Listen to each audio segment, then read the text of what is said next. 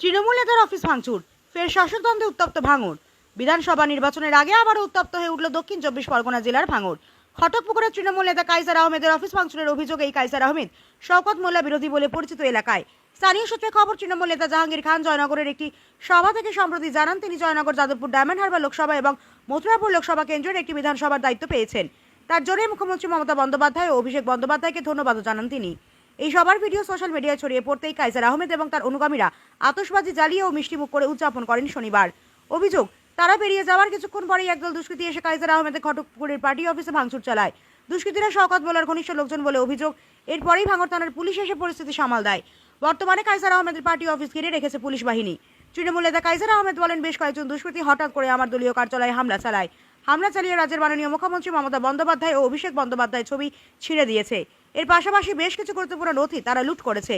সম্পূর্ণ বিষয় পুলিশকে জানানো হয়েছে। পুলিশ প্রশাসনের ওপর আমাদের ভরসা রয়েছে। দোষীরা গ্রেফতার হবে। ভাঙড় থেকে বিশ্বজিৎ নস্করের রিপোর্ট, HR নিউজ 24।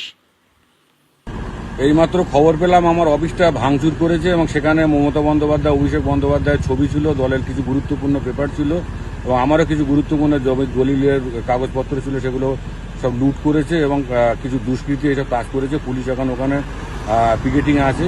তো আমি পুলিশের কাছে অনুরোধ করব, প্রশাসনের কাছে অনুরোধ করব, যে বা যারা এই ঘটনা ঘটেছে তাদেরকে চিহ্নিত করে দৃষ্টান্তমূলক সাজা দেওয়া হোক।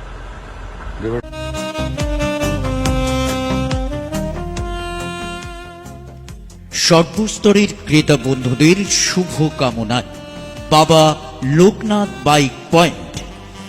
আমাদের এখানে যে কোনো কোম্পানির বাইক ক্রয় এবং বিক্রয় করা হয়।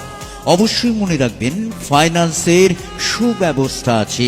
প্রোপাইটার দিবাকর দেবনাথ ওরফে বাপি। Mobile number 9002195367। আমাদের ঠিকানা 12 নম্বর জাতীয় সড়ক, শান্তিপুর বাইপাস, পাওয়ার হাউসের নিকট, শান্তিপুর, নদিয়া।